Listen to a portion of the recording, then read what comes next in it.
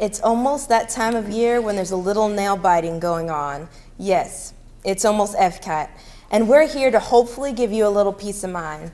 Hi, I'm your host, Valerie Bogar, and welcome to Insight. And as you can see, we have some new kids here, new Insight kids here, and I want you to tell the viewers a little bit about yourself. My name is Aaron Scott, and I'm a 6th grader at Bruner Middle School, where my principal is Mr. Spolsky. I'm John Tooley. I'm 13 years old, and I go to Liza Jackson Preparatory School. All right, so Aaron, how did you hear about Insight? Well, a couple of weeks ago, my mom told me that I was testing out for this special show, and I got so excited because I knew it had something to do with lights, camera.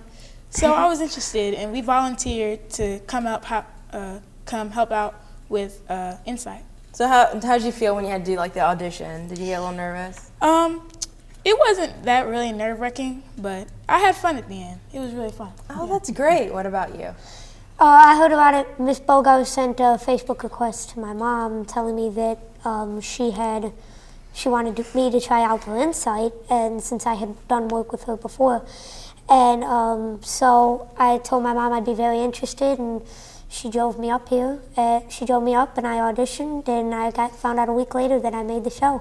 Awesome, great. And we have someone here that you know already, and it's Mariella. You want to give the viewers a little bit about yourself? Yes, my name is Mariella Torrey. I am 16 years old, and I go to Fort Walton Beach High School.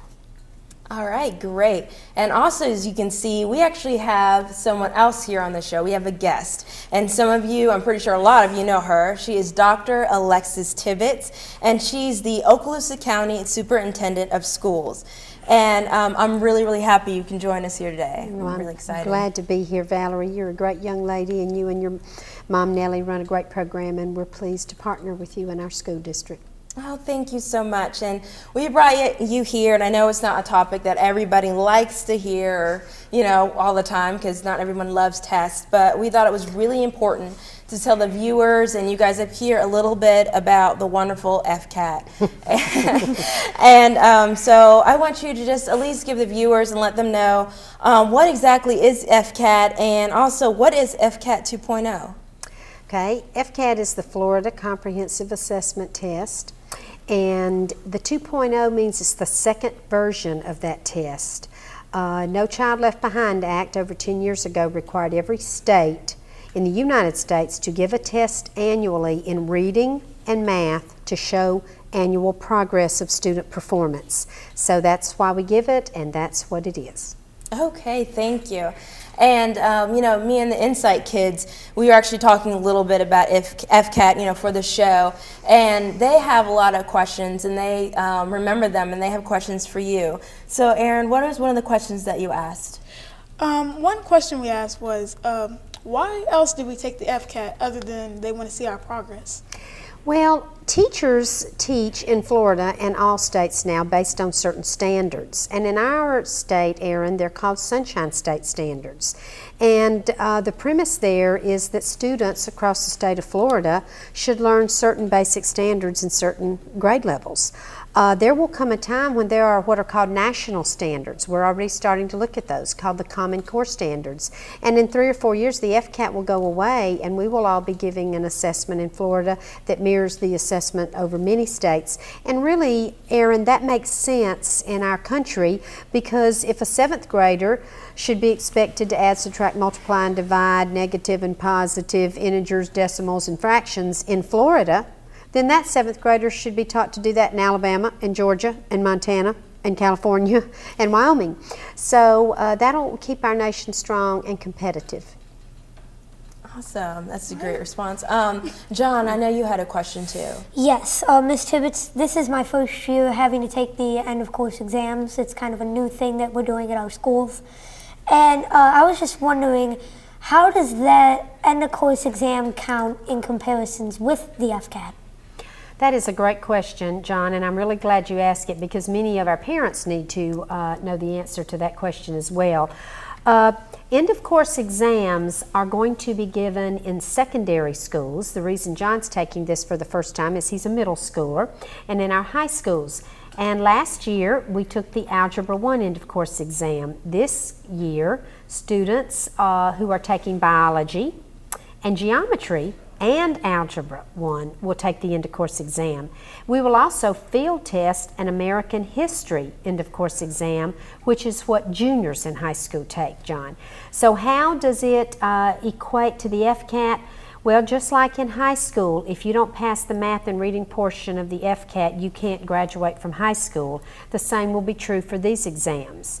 The end of course exams will be required for you to pass before you can graduate from high school. But parents, it also works the same way as it does for the regular FCAT. Your child will have 5 opportunities to pass this test. They take it during the year they're taking the class, and then they have what are called retakes right up until they graduate. And if they don't graduate, they can come back as a 5th-year senior or a 6th-year senior and take it. Thank you. You're welcome. All right, Mariella? My question was, why does the science FCAT count for juniors? Okay, that is a good question, and actually this is a transition year for that, Mariella, so I appreciate you asking that so we can clear that up. Nellie and I talked a lot about parents needing to understand so much about this test. This year, the science FCAT is not going to count in the 11th grade at all because we have this new FCAT Biology 1 end of course exam, and that will become the new exit criteria for science in the high school grades. So I hope that makes sense, parents. The old science 11th grade FCAT that Mary Ellen asked about is moving out, and we're adopting a Biology 1 end of course exam instead. Thank you. And I have a question, piggyback on what she was saying, because I know it's been a while since I was in school, but in elementary and middle school I took the FCAT, but it didn't count, but in high school it did count in order to graduate.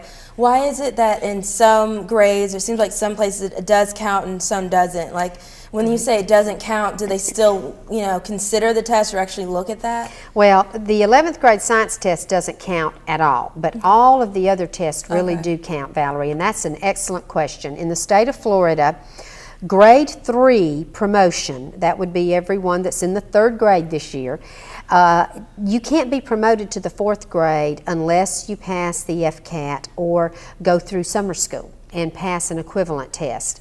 That is important because 3rd graders need to know certain things. You can't learn to do fractions if you don't know your multiplication tables, and those are many things that are taught in the 3rd grade. So the 3rd grade is based on promotion and retention for the FCAT.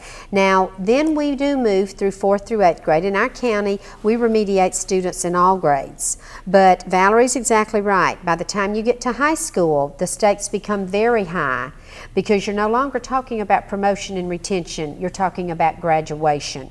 And it is law, it's statutory in statute that you cannot graduate from high school in the state of Florida unless you pass the FCAT math and reading portion. And I have to brag a little bit because our 10th graders we have the highest percent proficient in reading in the state, and we had the highest mean scale score on the Algebra 1 end of course exam last year of our state. That's so awesome. I have to brag a lot on all of our students and their teachers. Awesome. Yay. Great. I'm glad we live in this county. I just want to know, when will the FCAT be administered this year? And it seems to vary year to year. Right, it does, and based on the test. Now, if you're in the 4th or 8th or 10th grade, you're going to be taking FCAT Rights very soon. That's February 28th, and I know all of your language arts teachers are getting you ready for that. So parents, February 28th, that's a big day. Your students will be writing to a prompt, and they understand what that is. Then on April the 16th, we start testing our math and reading, and that goes on for about 10 days. So math and reading will be done in the middle part of April.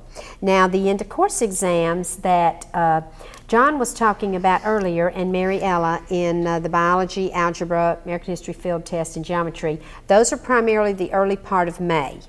And a lot of these tests are done on the computer, so they're scored pretty rapidly, but we all have to remember that the writing test are hand scored by 2 raters, so that takes a little bit longer. Now the 3rd grade scores come back first. They come back in May, because remember I just said promotion and retention is based on your scores in the 3rd grade. But then the 3rd through 8th grade math and reading usually come back in about the end of May, and sometimes their end of course exams don't come back until June. Okay. So when they have it, so why do they have it like different every year? Like, is there a reason, or is it just like random? Well, that's a good question. The state changes it some based on the calendars and staggering the schedules for computer use, and we actually asked for the FCAT to be moved back because we need kids to get as much instructional time as possible, Valerie, before they take the test, because it's very high stakes, as I said, especially for 3rd graders, 10th graders, and really even the kids in the middle who are oftentimes promoted based on their scores or placed in certain honors or advanced placement classes based on their FCAT scores. So we want the test to be as late in the year as possible, but still be scored and get the results back to us before the kids go home. And parents, let me remind you that Parent Star is a way that you can find out what your child scored on the FCAT even before the results are sent home by mail or delivered at the school. Awesome, thank you. You know, there was a lot of stuff about the FCAT that I didn't even know. You know, when I was younger, I just took it because I know it was important. But, you know, thank you so much for all these facts. I'm sure the parents at home definitely find it important. And I know I've learned a lot about the FCAT, and I really hope that you all have too. And, you know, we're going to take a short break, and we will be back with Dr. Alexis Tibbetts. And these kids are actually going to talk a little bit more questions about what they feel about the FCAT and how it makes them feel, because they get nervous. I'm sure you kids at home feel nervous too about the FCAT. And so we'll give you tips on how to deal with that. So please come back and join us here on Insight.